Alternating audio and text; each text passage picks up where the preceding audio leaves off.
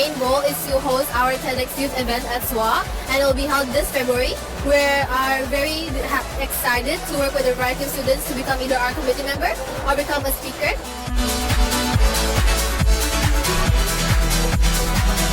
What we're doing today at this fair is that we're presenting how physics can be used in everyday life and entertainment.